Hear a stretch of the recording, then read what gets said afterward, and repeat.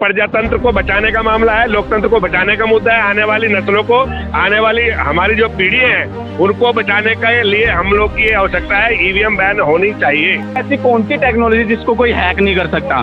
मतलब एक जो इलेक्ट्रॉनिक आइटम है वो कोई सी भी ऐसी है जिसको आदमी कोई भी हैक कर सकता है। अब इससे वो खतरे में है, अभी देश खतरे में है। संविधान पे लोग जो तानाशाह सरकार है ईवीएम के द्वारा बनाई जा रही है, ये लोग किसानों की नहीं। नमस्कार, पब्लिक एक्सप्रेस। और ईवीएम को बंद कराने के लिए देश और राज्य से अलग अलग मांगे हो रही है। ईवीएम को जल्द से जल्द बैन कराया जाए। 2024 का लोकसभा में ईवीएम का यूज ना हो, बैलेट पेपर का यूज किया जाए। और इस वक्त हम जंतर मंतर पे भारतीय मुक्ति मोर्चा ने आह्वान बुलाया है कि सभी लोगों को जंतर मंतर में एकत्रित होकर और चुनावी आयोग का घेराव करेंगे और बताएंगे कि ईवीएम को देश में जल्द से जल्द बंद किया जाए। तो बहरहाल हमारे साथ कुछ लोग हैं, हम उनसे बात करेंगे। सर, क्या कहेंगे आप? मैं जितेंद्र तलवार उत्तराखंड हरिद्वार से हूँ। यहाँ ईवीएम के विरोध में हम लोग यहाँ इकट्ठा हुए हैं माननीय वामन मेश्राम साहब के नेतृत्व में। और ईवीएम को चुनाव ना होकर के बैलेट पेपर से चुनाव होना चाहिए, यही सभी जनता की राय है। आप लोग जंतर मंतर पे है, तो आपकी इसके बाद की प्रक्रिया क्या होगी? अभी आप लोग एकत्रित हुए जंतर मंतर पे, तो आप लोग क्या करेंगे अभी? जो हमारे राष्ट्रीय अध्यक्ष का जो है निर्णय होगा उसे हम फॉलो करेंगे सभी लोग। आप लोग चुनाव आयोग का घेराव करने वाले क्या आज? बिल्कुल, चुनाव आयोग का घेराव करने के ही लिए हम लोग यहाँ इकट्ठा हुए हैं। आप क्या कहेंगे? डॉक्टर कदम सिंह बालियान, राष्ट्रीय अध्यक्ष राष्ट्रीय दलित जागरण मंच, मैं देहरादून उत्तराखंड से। ईवीएम मशीन को बंद करा करके इससे चुनाव न कराया जाए, बैलेट पेपर से चुनाव हो, इसी मांग को लेकर के माननीय वामन मेश्राम साहब ने जो एक कॉल दिया है देश में, जिसमें तमाम सामाजिक संगठन, राजनीतिक कुछ पार्टियां सब सपोर्ट कर रहे हैं उसका। और इसका आज मेन उद्देश्य ये है, सब लोग यहाँ इकट्ठे होकर जंतर मंतर से यहाँ चुनाव आयोग कार्यालय पर जाकर उसका घेराव करेंगे। इसके बाद भी यदि चुनाव आयोग को शर्म नहीं आती है और वो ईवीएम को बैन नहीं करता है, तो आगे जो हमारे राष्ट्रीय नेता, कमेटी के राष्ट्रीय नेतागण जो निर्णय लेंगे उसके साथ मिलकर के सब जनता जो है उनके साथ रहेगी और सड़कों पर उतरेगी। जो भी इससे पहले भी जो भानु प्रताप सिंह है, जो सुप्रीम कोर्ट के वकील, आप जानते हो लगातार ईवीएम को लेकर मुहिम चला रहे हो अभी, तो उन्होंने कुछ दिन पहले वो सुप्रीम कोर्ट का घेराव करने वाले, तो उससे पहले इलेक्शन कमीशन का भी घेराव करने वाले, तो उन्हें रास्ते में डिटेन कर लिया जाता है। तो आपको लगता है आप लोग आज जंतर मंतर में एकत्रित हुए हैं तो आप लोग पहुंच पाएंगे चुनाव आयोग तक? देखिए, डिटेन करने से हमें कोई दिक्कत नहीं। गिरफ्तारी, हम जब घर से आए गिरफ्तारी भी देंगे और जेल जाएंगे तो जेल भी जाएंगे, लाठी गोली खानी पड़ेगी वो भी खाएंगे, क्योंकि ये प्रजातंत्र को बचाने का मामला है, लोकतंत्र को बचाने का मुद्दा है। आने वाली नस्लों को, आने वाली हमारी जो पीढ़ी है उनको बचाने के लिए हम लोग की आवश्यकता है। ईवीएम बैन होनी चाहिए।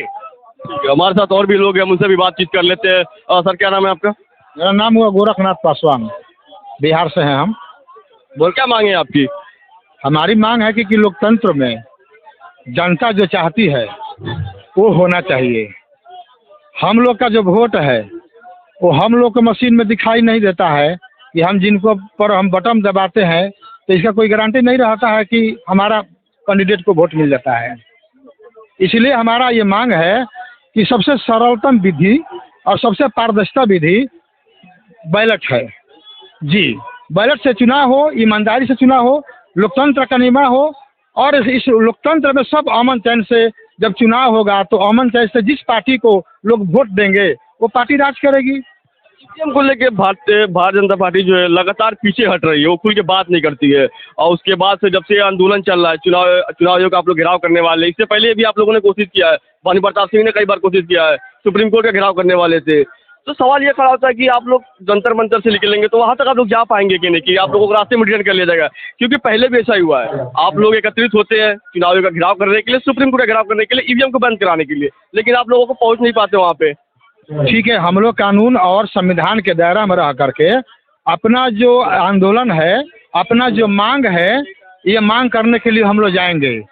पुलिस प्रशासन का काम है, जो सरकार उनको आदेश देगा वो करेगा, वो अपना काम करेगा। हम लोग है जो ये देश हमारा है, मुल्क हमारा है, इनको बचाना हमारा अपना दायित्व बनता है, हर यहाँ का प्रजा जनता का दायित्व है।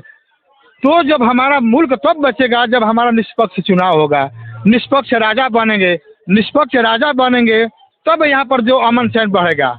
अब हमारे वामन मेश्राम साहब 2014 के जून महीना से ही ईवीएम मशीन पर आज वो संघर्ष कर रहे हैं।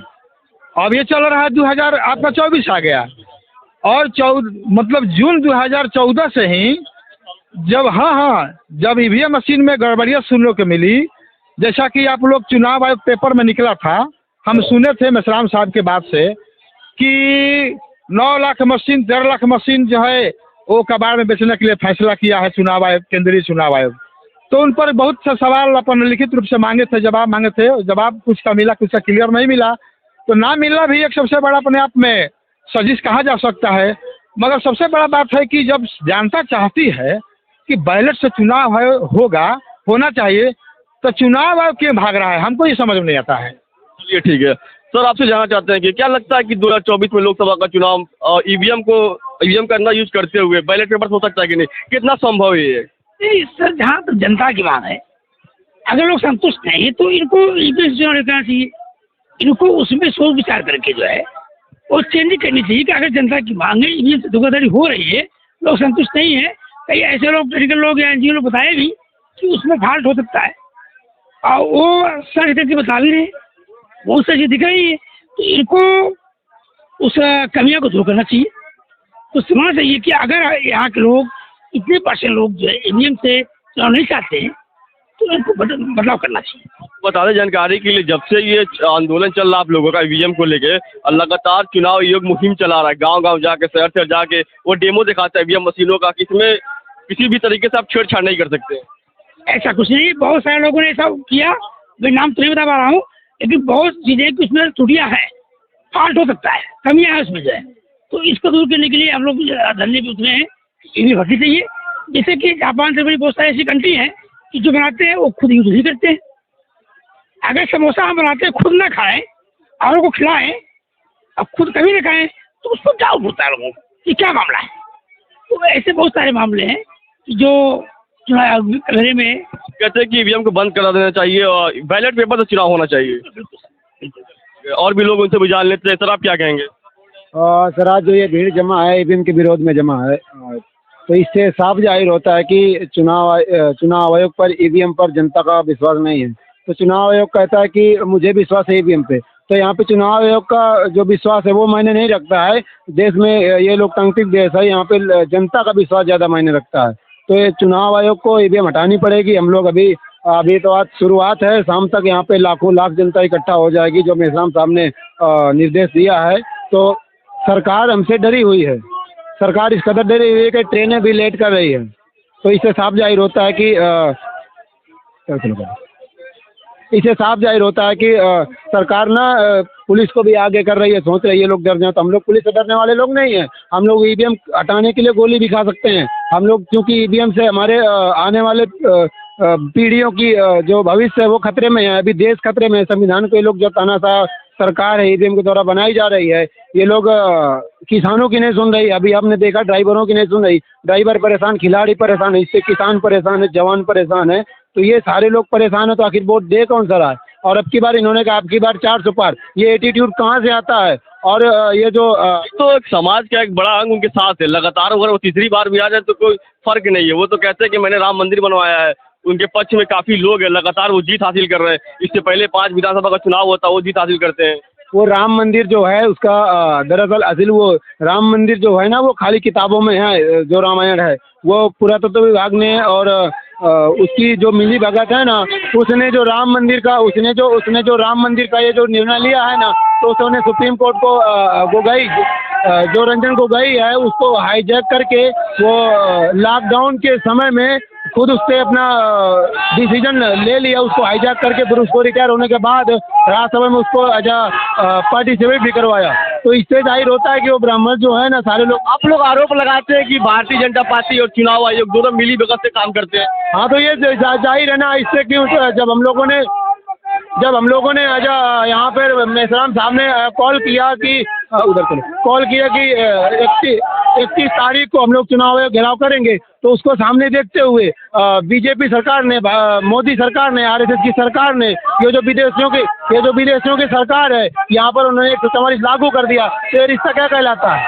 साफ जाहिर होता है ना भाई, वो एक राजनीतिक अंग नहीं है चुनाव आयोग राजनीतिक अंग नहीं है, तो तुम उसका क्यों उसको प्रोटेक्ट कर रहे हो? तो सीधा जाहिर होता है। और दूसरी बात ये है कि अभी चुनाव आयोग पे जो कमीशन जो उसका टीम गठित होती थी उसमें उसका जो पैनल था उससे जस्टिस सीजेआई को हटा दिया, मतलब जज नहीं उसका करेंगे, तो इससे जाहिर होता है कि वो मोदी ही उसको मोदी और चुनाव आयोग भरे हुए। दूसरी बात, जो चुनाव मिल के काम कर रहे हैं। हाँ, जो चुनाव, पहली बात, जो यहाँ पे देश में सरकार है ना वो ब्राह्मणों की सरकार है, आरएसएस की सरकार है, मोदी के मुखौटा है, और चुनाव आयोग का जो चीफ है ना वो भी ब्राह्मण ही है। इसलिए साबित होता है कि दोनों मिलकर काम करते हैं। नहीं तो इतने जो जनता है, पूरे देश की जनता है, बहुजन समाज 90% 95% जो जनता है वो इसके विरोध में है। ये सोच रहा है कि राम मंदिर ले आए हैं तो ये फिर से देश को सोच रहा समेट लेंगे, तो वो देश बेवकूफ़ नहीं है, वो जनता बेवकूफ़ नहीं है, वो सब समझती है। ये ईवीएम से ही चुनाव जीतता है। ईवीएम 14 से लोग बोल रहे हैं, सरकार बोल रही है, मोदी बोल रहा है कि मोदी की लहर चल रही है। अगर मोदी की लहर चल रही है तो हम लोग बैलेट पेपर से मोदी की लहर। एक अच्छा बहुत अच्छी बात भाई ने कहा कि ये कह रहे हैं कि अगर ईवीएम को लेकर लहर नहीं है, अगर सरकार कहती है कि सरकार की लहर है तो ईवीएम बंद करा देना चाहिए, बैलेट पेपर से चुनाव होना चाहिए, क्योंकि नतीजा साफ हो जाएगा अगर बैलेट पेपर होता है। सर आपसे जानना चाहेंगे, सर आपकी मांगे क्या है? सर हमारी सबसे पहली मांग तो ये है कि इस ईवीएम को हटाया जाए हमारे देश से, क्योंकि आप सभी देखते हैं कि जब एक प्रधानमंत्री मोदी का ट्विटर अकाउंट हैक हो जाता है, उसके ऊपर मतलब कि उसे हैक कर लेता है, तो ये ईवीएम ऐसी कौन सी टेक्नोलॉजी जिसको कोई हैक नहीं कर सकता। मतलब एक जो इलेक्ट्रॉनिक आइटम है वो कोई सी भी ऐसी है जिसको आदमी कोई भी हैक कर सकता है। अगर हम देखें RS-485 अगर एक मॉडबस होती है, उसके अकॉर्डिंग किसी भी चीज़ का हम डाटा ले और दे सकते हैं। तो जब हमारा एक वोटिंग मशीन है उस पर टोटली कंट्रोल किसी का एक डिपार्टमेंट का कर दिया है, इलेक्शन कमीशन का, और इलेक्शन कमीशन टोटली काम बीजेपी के लिए करती है, RSS के लिए करती है। तो मैं यही कहना चाहूँगा मतलब कि वो लगा रहे कि आज आप जो आरोप लगा रहे हैं कि आप कह रहे हैं कि दोनों सरकार और ईवीएम यानी कि इलेक्शन कमीशन दोनों मिल के काम करते हैं, दोनों मिलकर काम कर रहे हैं, देश को बर्बाद कर रहे हैं वो लोग। जनता का मतलब जनता को बेवकूफ़ बनाया जा रहा है, गुमराह किया जा रहा है कि ईवीएम बिल्कुल सही है। हम खुद देखते हैं कि हमारे पैसे डिडक्ट हो जाते हैं हमारे मतलब किसी भी एंड्रॉयड फ़ोन से, तो ये मशीन में ऐसा नहीं है कि ख़राब नहीं हो सकता इलेक्ट्रॉनिक मशीन। कोई कह रहा है कि अगर जो भी चीज़ प्रोग्रामिंग से चलती है, कोडिंग से चलती है, वो तो आसानी से उसको हैक कर किया जा सकता है, बिल्कुल किया जा सकता है सर, बिल्कुल किया जा सकता है।